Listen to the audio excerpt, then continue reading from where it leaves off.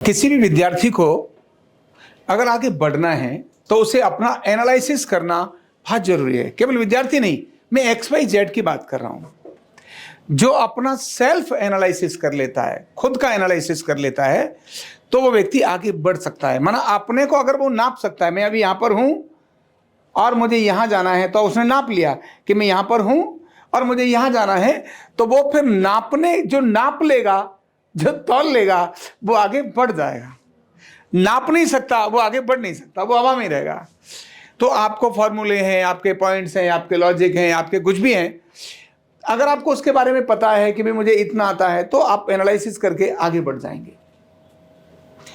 ऐसा कोई नहीं होता जो मां के पेट से ही सब कुछ सीख कर आया हो, और जो आया भी है उसको भी ये जगत में आके लीलाएं अभ्यास करना पड़ता है, उसको भी सारी प्रक्रियाएं फॉलो करनी पड़ती हैं।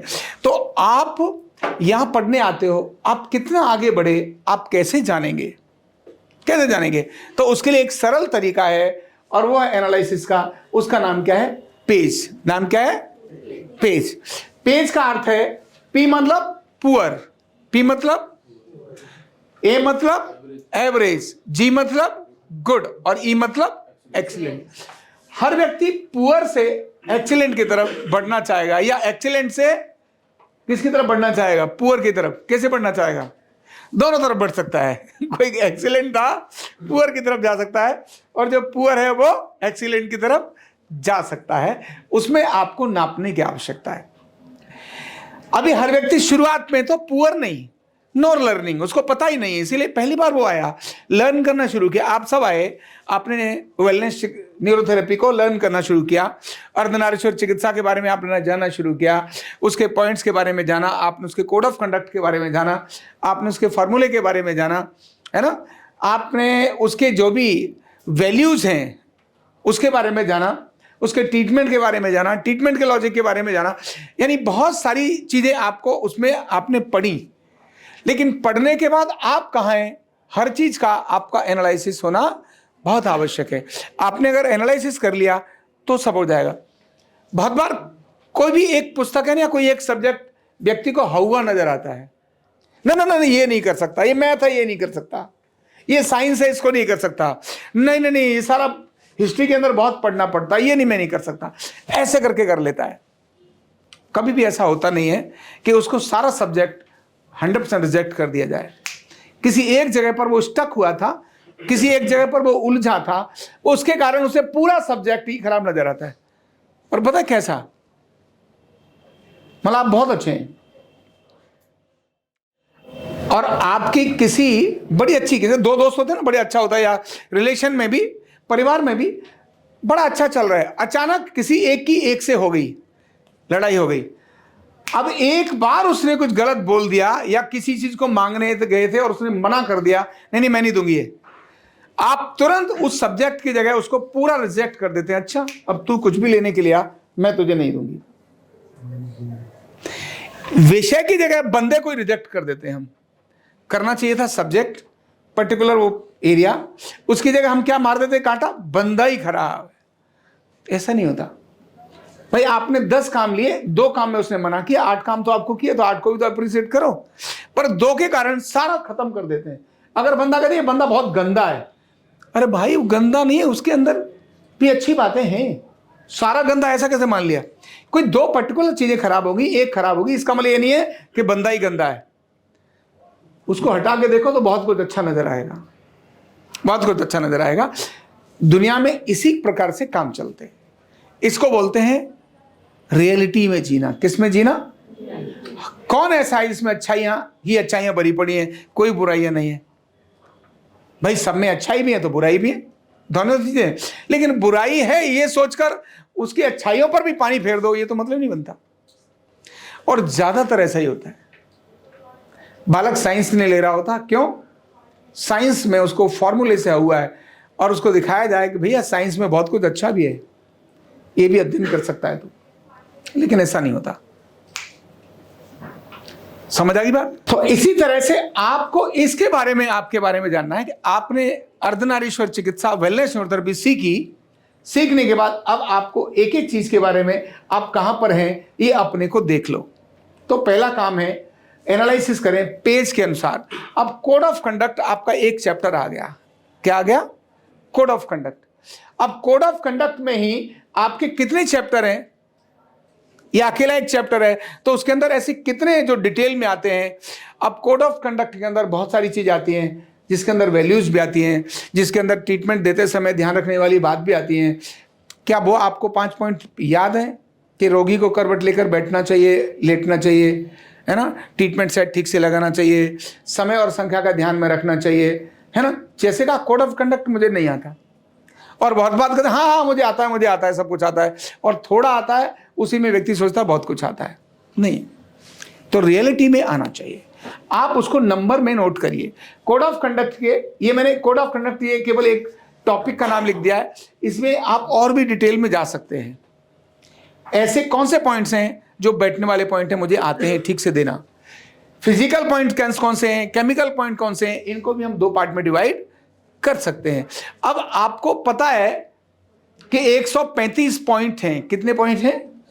135 पॉइंट्स हैं। और 135 पॉइंट्स के अंदर आपको कितने आते हैं? मान लो जिसको आते हैं 135 पॉइंट्स के अंदर बहुत बढ़िया से ट्रीटमेंट देने आते हैं, ऐसे 30 आते हैं। कितने आते हैं? 30 आते हैं। तो कहां लिखेगा व्यक्ति? बोलो भाई, जिसको 30 पॉइंट्स आते हैं, केवल 30 पॉइंट आते हैं, तो कहां लिखेगा? क्या है वो? अभी पुअर में है ना भाई, पॉइंट्स के मामले में पुअर में है। फॉर्मूले उसको आते हैं, वो फॉर्मूले 173 फॉर्मूले हैं, 173 फॉर्मूले हैं। अभी 173 फॉर्मूले के अंदर आपको लगा यार अभी तो यहां मेरा बहुत कुछ नहीं है, मैं अगर सारा कुछ गिनूं तो 20 फॉर्मूले आएंगे। आपको लगा 20 फॉर्मूले आएंगे, आपने यहां लिख दिया ये भी आप पुअर में हैं। नहीं, पॉइंट्स, कोड ऑफ कंडक्ट आ गया, पॉइंट्स में आ गया पुअर में, इधर भी अभी आप कहां हैं? पुअर में है। लॉजिक, जितने पॉइंट्स आपको आते हैं उनके लॉजिक आप बढ़िया तरह से जानते हैं। आपने कहा यार ये मामला मेरा गुड है, जो मैं देना जानता हूं उसके अंदर मैं ठीक हूं, पर मेरा कोई सब्जेक्ट अभी मतलब एवरेज से गुड और एक्सीलेंट में नहीं है, अभी मेरा इधर ही है।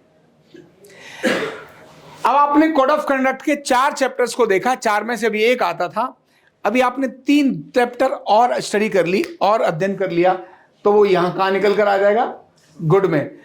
और गुड से एक्सीलेंट में लेकर आना है। चारों के चारों आपके जो उसके चैप्टर हैं वो आपको ठीक से आते हैं, तब आप कहां जाएंगे? एक्सीलेंट के अंदर आ जाएंगे। तो आपने पूरा एनालिसिस किया, मुझे कौन सा चैप्टर में क्या क्या आता है, क्या नहीं आता है, उसको पुअर, एवरेज, गुड और एक्सीलेंट के रूप में आपने यहां रख लिया, एकदम ऐसा रख लिया। अभी यहां पर ही और भी बुक्स हो सकती हैं, ये केवल बुक ही नहीं हो सकती, उनके चैप्टर हो सकते हैं। यहां एक्चुअल में तो सब्जेक्ट और सब्जेक्ट के साथ चैप्टर भी हम आगे लगा सकते हैं।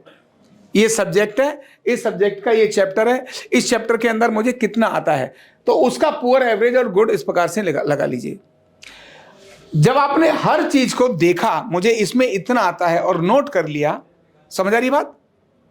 नोट कर लिया, नोट करने के बाद अब मुझे इसमें क्या नहीं आता है वो एक अलग से लिख लिया। जो नहीं आता है इसमें कौन कौन सा नहीं आता है? 1 2 3 4 5, जो नहीं आता है आपने इसको लिख लिया। अब आपने लिखने के बाद मान लो अभी आपको लगा कि मेरे को 6 आते हैं और ये 5 और आने चाहिए। आपने किसी से बात की, समझा और उसको टिक लगा दिया, अब ये और आ गया, इसके बाद ये और आ गया, अब मुझे ये भी आ गया। आप ऐसे आगे बढ़ते चले जाएंगे, तो यही जो आपका कोड ऑफ कंडक्ट अभी गुड में आया था, ये किस में आ जाएगा? एक्सीलेंट में आ जाएगा, तब ये यहां से हट जाएगा। समझ आ रही है? चाहे कोड ऑफ कंडक्ट हो, चाहे आपका पॉइंट हो, चाहे फॉर्मूले हो, चाहे लॉजिक हो, चाहे एनाटॉमी और फिजियोलॉजी हो। एनाटॉमी फिजियोलॉजी में भी बहुत बार लगता है सारे चैप्टर तो मुझे आते, क्योंकि मोटी किताब देखी ना तो भय आ जाता है, मुझे नहीं आता है। भाई उसमें आपको डाइजेस्टिव सिस्टम तो आता है, बोले हाँ ये तो मुझे आता है। बोले अच्छा, डाइजेस्टिव सिस्टम का पूरा चित्र बना सकते हो? बोले बना सकता हूं, आ गया। इसके बाद सेल का आता है, कौन सा आता है? सेल वाला। अब मान लो आपको सेल का आता है ठीक से, लगा यार ये भी मुझे आता है। फिर आपने यूरिनरी सिस्टम को याद करना शुरू किया, यूरिनरी सिस्टम, आपको यूरिनरी सिस्टम आना शुरू हो गया। रिप्रोडक्टिव सिस्टम आना शुरू हो गया।